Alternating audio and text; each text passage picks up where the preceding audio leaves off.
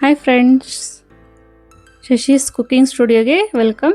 ನೋಡಿ, ಇವತ್ತು ತುಂಬ ಹೆಲ್ದಿಯಾಗಿ ತುಂಬ ಈಸಿಯಾಗಿ ಒಂದು ಹೆಲ್ದಿ ಟಿಪ್ಸ್ ನಿಮ್ಮೊಂದಿಗೆ ಶೇರ್ ಮಾಡ್ಕೊಳ್ತಾ ಇದ್ದೀನಿ. ನೋಡಿ, ಮೊದಲಿಗೆ ಸೊಪ್ಪಿನ ಪಲ್ಯ ಯಾವ ರೀತಿ ಮಾಡ್ಕೋಬೇಕು ಅನ್ನೋದ್ರ ಬಗ್ಗೆ ಇವತ್ತಿನ ವಿಡಿಯೋ ಮಾಡ್ತಿದ್ದೀನಿ. ನೋಡಿ, ಮೊದಲಿಗೆ ಸೊಪ್ಪು ನಾನು ಒಂದು ಕಟ್ಟು ತೊಗೊಂಡಿದ್ದೀನಿ. ಅದ್ರಿಗೆ ನೀಟಾಗಿ ಹೇಗೆ ಕ್ಲೀನ್ ಮಾಡ್ಕೋಬೇಕು ನೋಡಿ. ಈ ರೀತಿಯಾಗಿ ಹೋಗಿರೋ ಎಲ್ಲ ಇರುತ್ತೆ, ಹಣ್ಣಾಗಿರುತ್ತೆ. ಇದನ್ನೆಲ್ಲ ನೀಟಾಗಿ ಈ ರೀತಿ ಬಿಡಿಸ್ಕೋಬೇಕಾಗತ್ತೆ. ನೋಡಿ, ಈ ಥರ ಹೋಗಿರೋದಂತೆಲ್ಲ ತೆಗೆದು ನೀಟಾಗಿ ನಾವನ್ನ ಕ್ಲೀನ್ ಮಾಡ್ಕೋಬೇಕಾಗತ್ತೆ.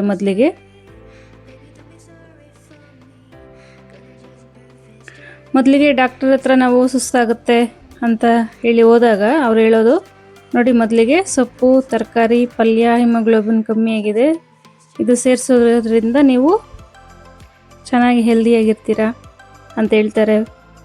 ಅದ್ರಗೋಸ್ಕರ ನಾವು ಮೊದಲೇ ಸೊಪ್ಪು, ತರಕಾರಿ, ಪಲ್ಯಗಳನ್ನ ತಿನ್ನೋದನ್ನು ಅಭ್ಯಾಸ ಮಾಡ್ಕೊಳ್ಳೋಣ. ನೋಡಿ, ಈ ರೀತಿಯಾಗಿ ನೀಟಾಗಿ ಸೊಪ್ಪನ್ನ ಬಿಡಿಸಿ ನೀಟಾಗಿ ಇಟ್ಟಿದ್ದೀನಿ. ಇದನ್ನು ಸಣ್ಣದಾಗಿ ಹೆಚ್ಕೋಬೇಕಾಗುತ್ತೆ.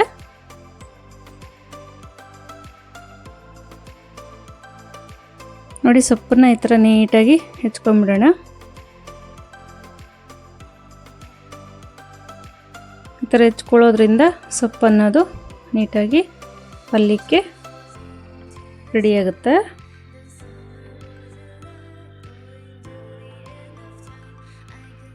ನೋಡಿ, ಈಗ ನೀಟಾಗಿ ಕ್ಲೀನ್ ಮಾಡಿ ನೀಟಾಗಿ ಅದನ್ನು ಹೆಚ್ಚಿಟ್ಕೊಂಡಿದ್ದೀವಿ.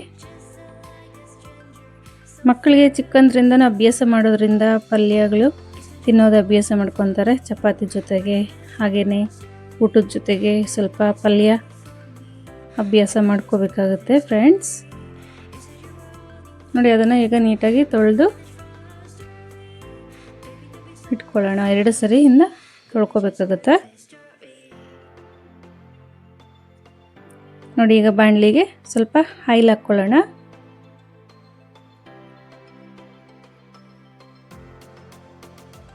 ಅದ್ರಾಗೇನೆ ಈಗ ಸ್ವಲ್ಪ ಸಾಸಿವೆ, ಕಡಲೆಬೇಳೆ ಸೇರಿಸಿ ನಾವು 2 ಈರುಳ್ಳಿ ಹೆಚ್ಚಿಟ್ಕೊಂಡಿದ್ದೀನಿ.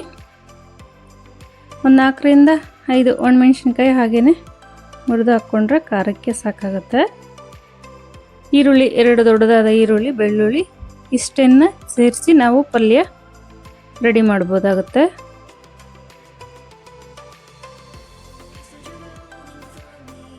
ನೋಡಿ, ಈಗ ಇದನ್ನು ಹಾಗೆ ಸ್ವಲ್ಪ ಆಯಿಲಲ್ಲೇ ಫ್ರೈ ಮಾಡ್ಕೊಳ್ಳೋಣ. ಈರುಳ್ಳಿ ಸ್ವಲ್ಪ ಕಲರ್ ಚೇಂಜ್ ಆದರೆ ಸಾಕಾಗುತ್ತೆ. ನೋಡಿ, ಅದ್ರಾಗೆ ಇವಾಗ ನಾವು ಹೆಚ್ಚಿಟ್ಟಿದ್ದೀವಲ್ಲ, ಕ್ಲೀನಾಗಿ ಸೊಪ್ಪನ್ನು ಸೇರಿಸ್ಕೊಂಡು ಇದನ್ನು ಹಾಗೆ ಎಣ್ಣೆಯಲ್ಲೇ ಬೇಯಿಸ್ಕೋಬೇಕಾಗತ್ತೆ. ಅದಕ್ಕೆ ರುಚಿಗೆ ತಕ್ಕಷ್ಟು ಸಾಲ್ಟು ನೋಡಿಕೊಂಡು ಸೇರಿಸ್ಕೊಳ್ಳೋಣ. ನೋಡಿ, ಇದೀಗ ಸೊಪ್ಪು ಬೇಯೋದ್ರೊಳಗಡೆ ಉಪ್ಪು ಕರಗೋಗುತ್ತೆ. ಕಲ್ಲುಪ್ಪು ಸೇರಿಸೋದ್ರಿಂದ ನಮ್ಮ ಹೆಲ್ತ್ಗೂ ತುಂಬ ಒಳ್ಳೆಯದು. ನೋಡಿ, ಎಷ್ಟು ಬೇಗ ಸೊಪ್ಪು ಪಲ್ಯ ಅನ್ನೋದು ರೆಡಿ ಆಗಿಬಿಡುತ್ತೆ. ನೋಡಿ, ಇದೀಗ ಸೊಪ್ಪೆಲ್ಲ ಬೆಂದ್ಕೊಂಡು ರೆಡಿಯಾಗಿದೆ. ಕೊನೆಯದಾಗಿ ಕಾಯಿ ತುರಿ ಸೇರಿಸ್ಕೊಂಡು 2 ನಿಮಿಷ ತಿರ್ಸ್ಕೊಟ್ರೆ ಪಲ್ಯ ರೆಡಿಯಾಗುತ್ತೆ.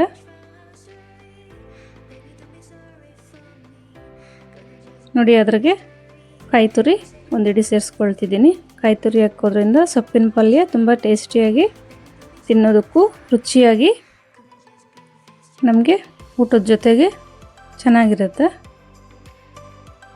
ಶೇರ್ ಮಾಡಿ, ಲೈಕ್ ಮಾಡಿ, ಸಬ್ಸ್ಕ್ರೈಬ್ ಮಾಡಿ. Thank you friends.